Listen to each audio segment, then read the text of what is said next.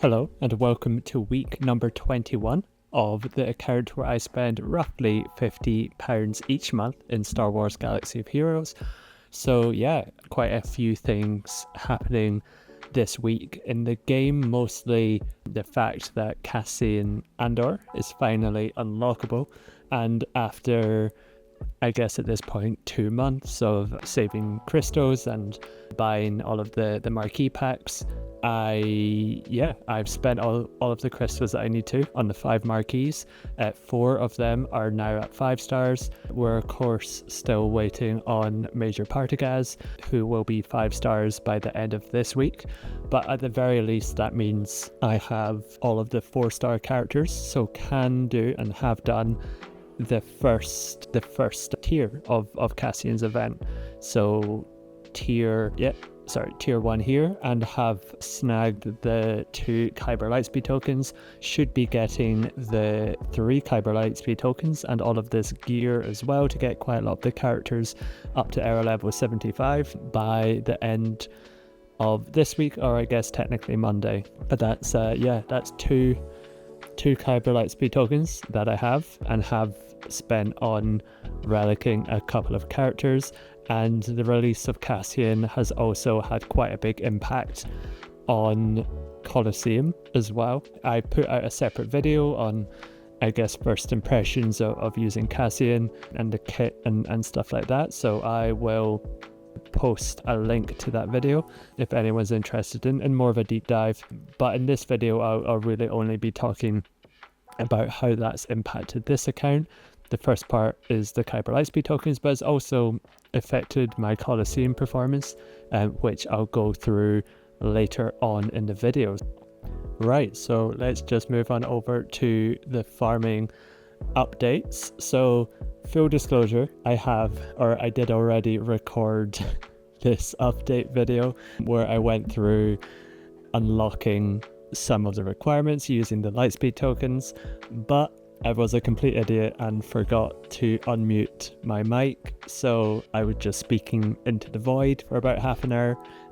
So I do already have the Lightspeed tokens applied and the relics applied that I was going to, but yeah, it should still be fun going through the various upgrades that I have made already. You just won't get to see the enthralling animations of me clicking a button 7 times and taking a character to relic 7. So I guess what has been the progress this week? So we are fully past the Leia farm, and it has been full focus on Jabba for a few weeks, and the first big hurdle is Jedi Knight Luke, and as you can see that has been completed. And the way I did that was most of the requirements were already done through farming Leia, getting Chewbacca through the Lightspeed token. The only one left was Hermit Yoda, so I had earmarked the Kyber Lightspeed token, which I got through the Cassian event, to spend on Hermit Yoda. The reason being that his shards are really difficult to farm, so I could save on Guild Event 1 and even Mark 2 by just spending the Kyber Lightspeed token, getting straight to 7 stars. The relics are a little bit of a waste. He is only a relic 5 requirement for Jedi Master Luke and a relic 3 requirement for Jedi Knight Luke, but I think that's a compromise I'm happy to make, just to get rid of that really annoying Guild Event 1 farm, and it also means I can use that currency on gear instead, which is very handy indeed, and then also save it up for General Anakin Skywalker and Darth Malak shards as well instead. So yeah, happy to spend a Lightspeed token on that, which meant I could then do the Jedi Knight Luke event if we just head on over to that. So I'm not going to do an unlock video for this, there's plenty out there. I referenced Sunjita's video that I'll put the link to in the video description for anyone also unlocking Jedi Knight Luke, but quite a straightforward-ish unlock, especially now with Relic Delta. Quite a few of the annoying tiers are just made quite a bit easier with Relic Delta, which is great. So yeah, I was just able to go through that and unlock Jedi Knight Luke, and I'd saved up all of the relic material, the Kyrotech, the gear to get him straight up to Relic 7, which yeah, made the annoying Jedi Knight Luke farm not so annoying, and he's also required for Jedi Master Luke. And speaking of Jedi Master Luke, actually, I didn't realize this. I knew I would be kind of close. I didn't realize how close I would be, because having farmed the Profundity, Leia, now Jabba, it's just, yeah, there's so much overlap. Really just a few relics on Chewbacca, 2 relics on Obi-Wan, and then the only character I need to work on really is Jedi training Rey. Even that being said, I don't think I will focus on Jedi Master Luke, just because I might wait to get some more information on this. Yeah, I just don't think I need another strong team in GAC, and he's just will be a lot of Zetas that's required. But I guess if I do have a surplus of Zetas, then I might just work on him. To be honest, it might even make sense to work on him. I don't think I will, but is he really any harder to get than Balin? Probably not at this point. It's just it's just the Zetas that's required. He is good for conquest, but that's a minor thing in my opinion. So yeah, should I work on him instead of or alongside like Balin, Bo-Katan, Satele Shan? Maybe. I am working on Jedi Knight Cal Kestis, so I think I'll maybe drop him in somewhere. I just don't think he'll be a big priority. I want to take a bit of a break from Galactic Legends for a little bit. And the other thing that's making me hesitant on Jedi Master Luke is that I do also want to work on Satele Shan, and Satele Shan steals away Jedi Knight Revan, which is a really important part of that Jedi Master Luke farm, or that team. So yeah, that's what makes me a little hesitant to work on Jedi Master Luke. But maybe I'm so close. Maybe I'll have a look at just picking up some, I guess, the requirements for where she Jedi training Rey. She'll be done, that'll be done. This is probably it's a very straightforward farm. Who else? I think, this has just been, I presume I've just been getting his tickets from somewhere. Might just be a short cantina farm. But yeah, it's pretty straightforward and will be low gear. So maybe, but definitely not a priority. What is a priority is Jabba. And this is another set of requirements ticked off, so I will just move them to past farms. Then we have all of the low relic requirements, which I had already done, and R7 Boba Fett, that is also ready to go to past farms. And that just leaves these guys, so ones that I was using some form of lightspeed token on, and before today it was just Aura Singh and Greedo that I needed. So I decided to use a Kyber lightspeed token on Aura Singh, basically because she is quite an expensive cantina farm, and just to save on that, and she is required at Relic 6. Greedo, for ages I had earmarked another Kyber lightspeed token for him, just because I was concerned about signal data being really tight to unlocking Jabba. But I think I'm at the point where I'm happy with my signal data to be able to unlock and gear Jabba within the next week or so. So I kind of snapped out of that stubbornness and realized that Kyber lightspeed token would be better spent elsewhere on a character that's more difficult to farm. And I came to this realization when I was trying to think, after I spend it on Hermit Yoda or Saying Greedo, where do I spend my other two? I was thinking Marok, and then I was really in between Enoch, Shinhati, and IG-12 and Grogu, who are all 20 energy farms. IG-12 and Grogu is fleet energy, the other two are normal energy, and I was just having a hard time deciding. And then I realized I was being a bit stupid and stubborn by planning to use one on Greedo. So I think instead I decided not to use that on Greedo, and now I will have 3 Kyber lightspeed tokens next week. I'll definitely use one on Marok, just because I'll want to have Marok a bit sooner for being Reva ready. Captain Enoch as well. I think I will apply one just to get to Relic 6 and then do this assault battle relatively soon, and then probably Shin Hati just to get Balin unlocked and the team up and running, Relic 7 requirement. IG-12 and Grogu, I mean, I'm in between on whether I want to apply it on IG-12 or on Shin Hati. The advantage of applying a Lightspeed token on IG-12 and Grogu is that fleet energy is just in a little bit higher demand for me on this account. So I would maybe prefer to do the normal energy farm for Shin Hati. I would still apply an Erodium Lightspeed token to take her to Relic 5, 6 stars, and then farm from 6 to 7 stars. But I would at the moment prefer to do that on normal energy, so that's a reason I might apply a Lightspeed token on IG-12 and Grogu. But going against that is I'm still not entirely sure when I'll be able to unlock or work on this team, because this is kind of my priority in terms of teams I want, things for my guild, and by the time I work on Executor, getting Reva ready, Assault Battle, Balin, Jedi Knight Cal Kestis, this might be 3 months down the line, and by that time I'll have another, or hopefully we'll have another Kyber Lightspeed token from the next era, if that is the case. So I might hold off for now, and then maybe once I have a better idea of timelines, I will either apply it on Shin Hati or IG-12 and Grogu. That's just my thinking there. And the reason that Bo-Katan's a little bit further down for me is just because my guild's not quite at the point yet of being able to unlock and do Mandalore on phase 4. We can maybe, some people could do the mission, but I think definitely not 25 that's needed. So that's why Mandalore is a little bit further down priority. We're a lot closer in terms of like the phases, and can do Jedi Knight Cal Kestis and the Zephyr mission a bit more easily. So that's just why the priority's there. And then also I would like to work on Old Republic and Satio Shan, who I should be unlocking in 2 or 3 months from Conquest.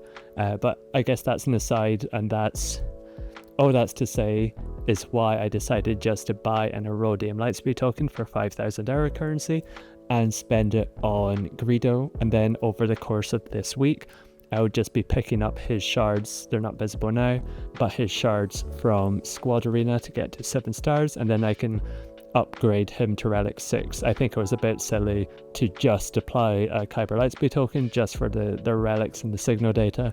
I think it makes sense to make a few farms a little bit easier.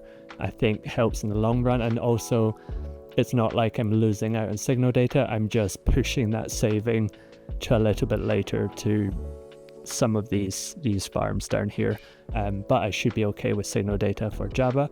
So that means I'm 1 relic level away from unlocking Jabba. If I realized this earlier, then I probably could have hit the requirements today, but I had next week anyway in my mind as the date, and that will still be the date. It's just slightly different way around, but very close to unlocking Jabba. And I'm going to now start that I've spent all of the gear on Jedi Knight Luke, saving up the gear for Jabba. I might not have it already for next week, but at least I'll be able to start the mission and start getting tickets anyway. I probably won't have enough tickets to actually unlock him next week, but I'll at least be able to start the missions and meet the requirements. Then afterwards it's Executor, it's getting Reva ready, and I've mentioned most of the rest. So I think in terms of the count we are 21 weeks, so we are just over 5 months, so it'll be 5 and a bit months when we unlock Jabba. So that's pretty good progress so far, entirely thanks to Lightspeed tokens. I dedicate this to Lightspeed tokens, and it's just the tokens. And I'm trying to, I don't think this is quite a video, I don't think it's that important, but I really do think Lightspeed tokens they obviously change farming, but they seem to fit really well, in my opinion, with farms like Jabba, with Leia, the farms that just have a lot of junk requirements, as I would call them. Like if we go back into past farms to look that we did work on, like Uraror, Jawa, Gamorrean Guard, characters that you don't want to be working on unless they are requirements. And the reason I think they fit quite well is because it means you can target these big ticket items, these GLs a bit quicker. But yes, you could target any farm quicker, but it means things like Zetas and signal data sort of balance out a little bit more. It's like you're not, like the big bottleneck isn't getting these characters to relics anymore. It's much more evened out with like farming mods, farming Zetas, getting the signal data, and it just feels like it lines up better, and you can just power through these like Jabba and Leia farms, especially if you are spending on the episode pass. That does help, of course, and it doesn't matter so much that you've got a bunch of junk requirements, because you just haven't had enough time to get enough Zetas anyway. So if instead of working on Jabba, you worked on 2 separate like relic 5 teams that use the same amount of characters, you probably wouldn't be able to apply the Zetas and mods in them in the time that it took you to farm them to relics. You'd be farming them too quick. So I think it just makes all of these GLs a lot easier and a lot more approachable to rush early game, and it means you can just go straight for them. You don't have to go through, oh, we need to like build up these teams that are easier to get to, like, I don't know, a Jedi Knight Revan team, Starkiller, that sort of thing. That's still good to get, but just the entry level for these GLs is just so much lower now, which means even on my free to play account, I'm just going straight for Leia, because yeah, the tokens really help out in that. And yeah, I am enjoying the pace of the early game now for sure. Yeah, that's just my ramblings and thoughts on that. If we head back to the farming update, I think we're pretty much done with that. And then, yeah, we're onto these teams. And this is what I am concerned about with going for all of these, like, really compact farms like Balin, Bo-Katan, Roshan. I think I'm going to start getting bottlenecked by Zetas quite a bit, whereas it wasn't an issue with going for the GLs so far. So we'll see how that goes. Maybe there'll be like an update and we'll get more Zetas, I don't know. But yeah, that's my slight concern with the next phase of the plan. So aside from that, I have also been working on some like background farms. So these are what I'm currently farming with my energy. So nearly done with quite a few of these normal energy farms. I finished Bausch to 7 stars, applied her Zeta. Serjunda, practically done, just one more day really. Carfo, getting there. Ray, this is for her ship, for Hondo eventually. You can also get that ship through contraband cargo, so we'll hopefully get accelerated a bit. And these are ones I'm also looking to work on. Wrecker for the Galactic Republic fleet that I'm building as like my 4th fleet for when I get into Chromium. Kicks for Hondo, just as quite a cheap energy, just going to get a few of his shards before he becomes accelerated, just to get a little bit of a head start.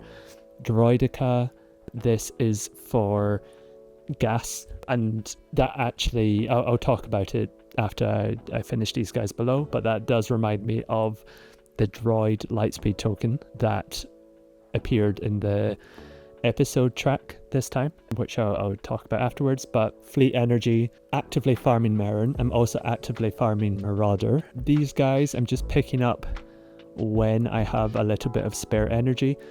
I might actually remove Ethano and Quiggled from this list because they were the first 2 marquees, I believe, in the pirate era, which means they'll become accelerated in about 3 months' time before the rest of the pirates get accelerated. So in theory, I can wait a little bit longer to start really farming them because I'll have a good head start. So I might just work a little bit on them, but I think I need to do less work than Brutus, who I think was like the 4th or 5th marquee released. So I don't have to farm all of these guys, but I do want to just get a bit of a head start because I think I'll be ready to unlock Hondo sooner rather than later. But want to get a head start on these guys. Cantina, that's I guess a different type of farm, so I won't discuss that too much. But yes, so the Droid Lightspeed tokens. So I think last week I mentioned that in the data mines they had a 501st Lightspeed token in the episode track. That's not the case. I don't know if it changed, or I don't know, it's unusual or rare that the data mines are wrong, although apparently they've been wrong about which Lightspeed token it would be in the track before, but I don't quite know what the reason for that is. But anyways, we're not getting a 501st Lightspeed token, which means I probably will use a tank Lightspeed token, or the tank Lightspeed token that I still have on 5. So if we go to Lightspeed tokens, yeah, still been saving that.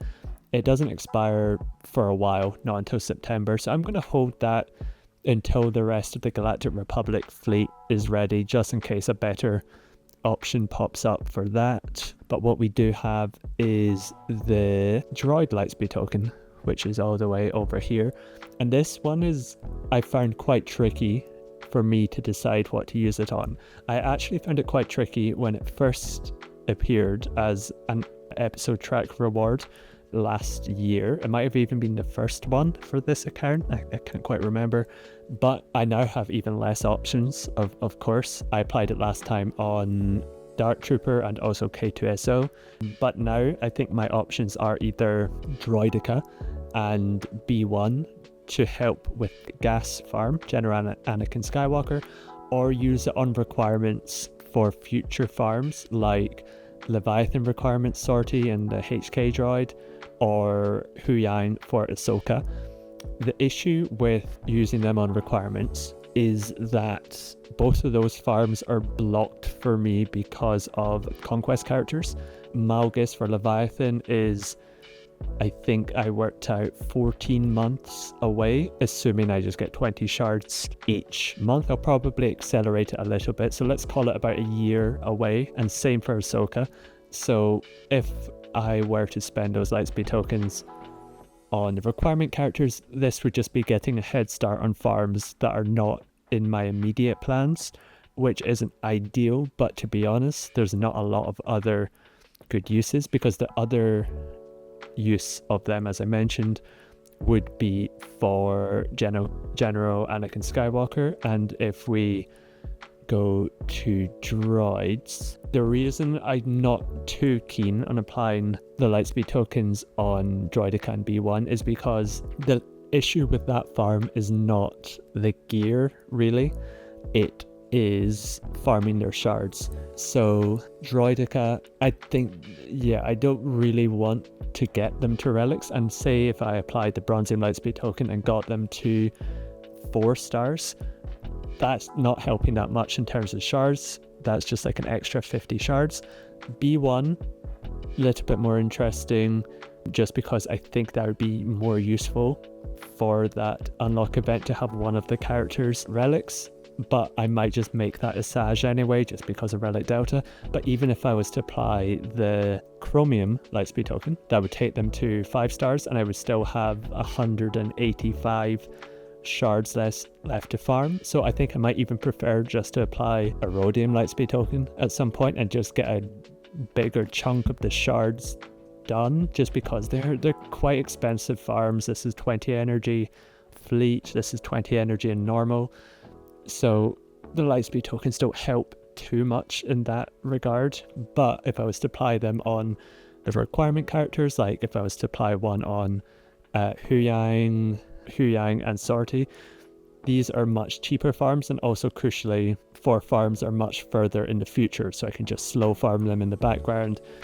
There's not as much of a rush there, and I already have a little bit of progress, 12 energy, so I am leaning in that direction. I think I'll hold them at least for a little bit until I have a better idea of timing, but I am leaning towards Sortie and Huyang just to give me a helping hand in the future. Yeah, so that's it in terms of Lightspeed tokens. I mentioned I was also working on the Galactic Republic fleet, and this will be for my 4th fleet. in GAC. So yeah, tank lightspeed token on 5, so probably at least a carbonite lightspeed token on Wrecker. Who knows, maybe even a rhodium, just because I think those are going to be, I'm just going to have less and less uses for them in the future, I think. And that's just to get the Marauder at a decent level and Baron Starfighter at a decent level. I've been working on their ships. Marauder is obviously a lot slower because that's a fleet energy farm, but all the other ships I've been picking up with the store currencies and have quite a lot of progress. And my aim for this fleet is just to have it at a semi-usable level. Either, well, I think mainly just to have it as like a filler fleet on defense initially. I know it's not a great defensive fleet, but I want to have a fleet that you can't just use trash on it in order to beat. You have to use at least something.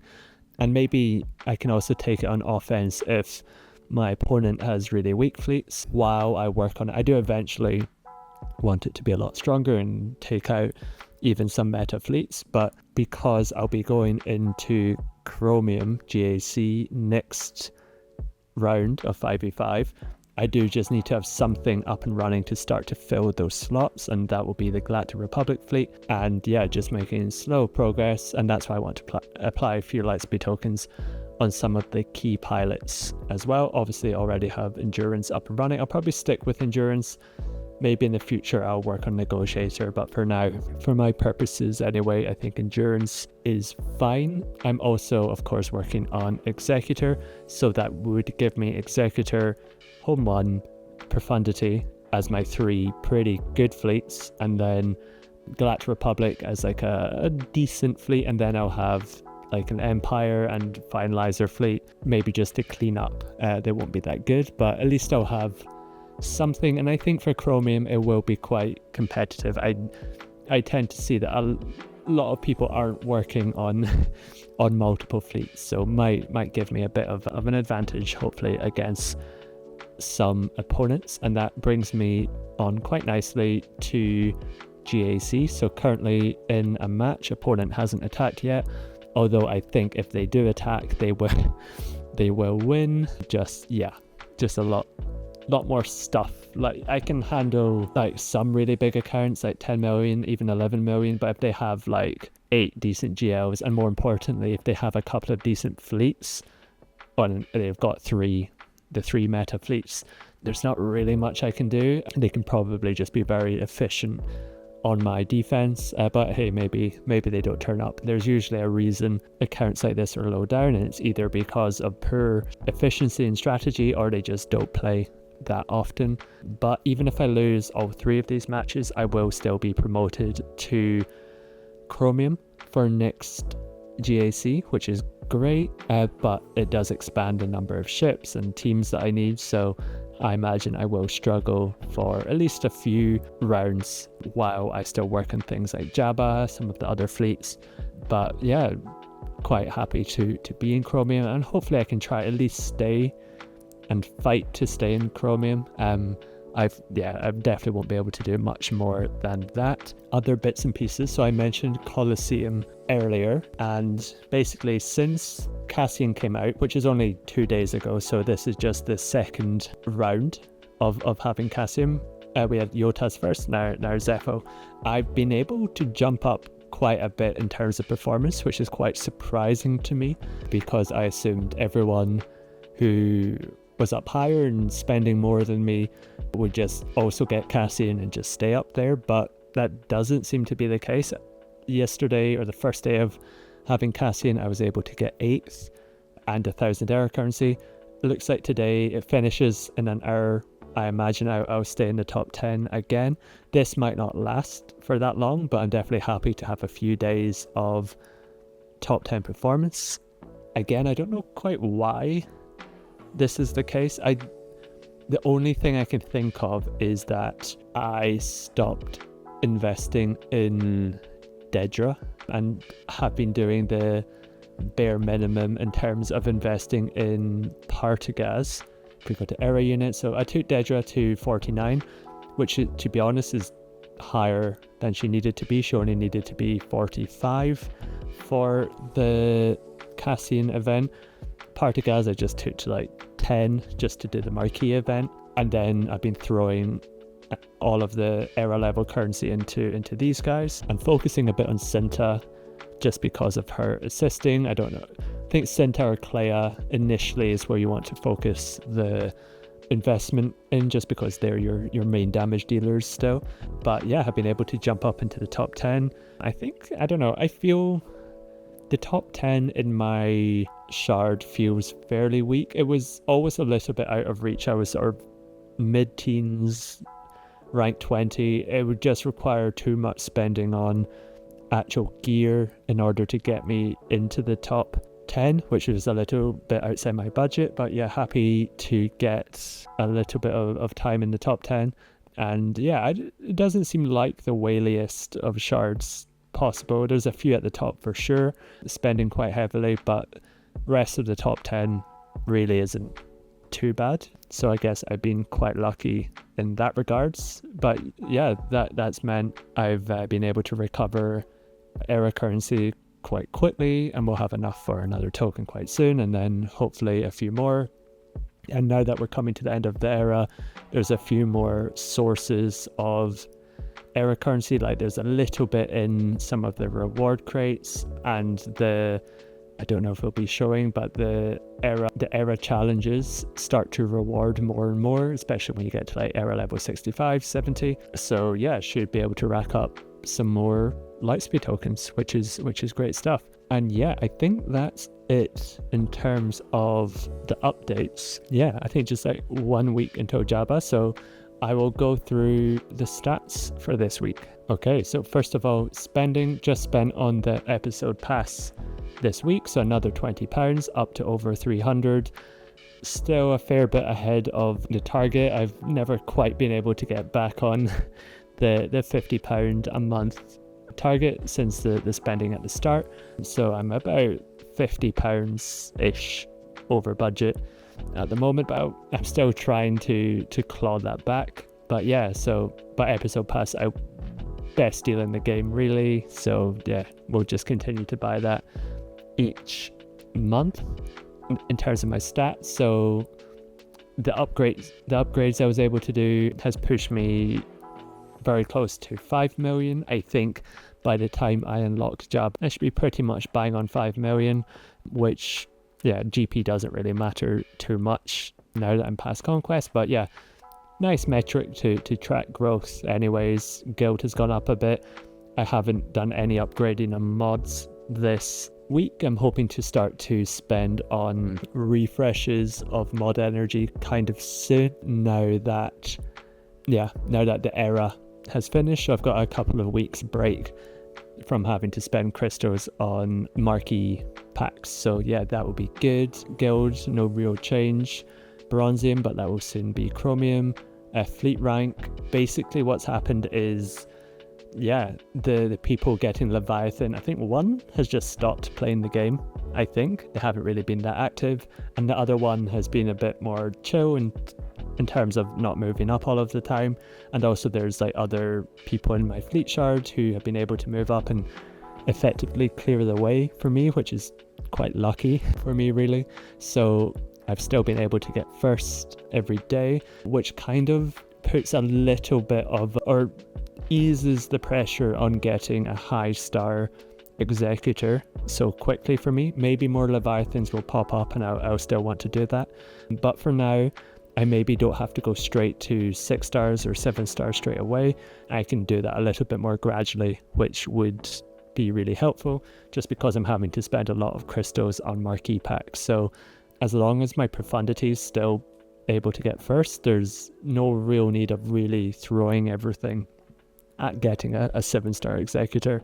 But crystals have gone up a little bit thanks to, I guess, fleet and GAC. So yeah, hopefully crystals will just become a little bit more plentiful as I start to move up higher GAC, and no real change when it comes to assault battles. So yeah, fun week this week, and thank you very much for watching, and yeah, I'll see you next time.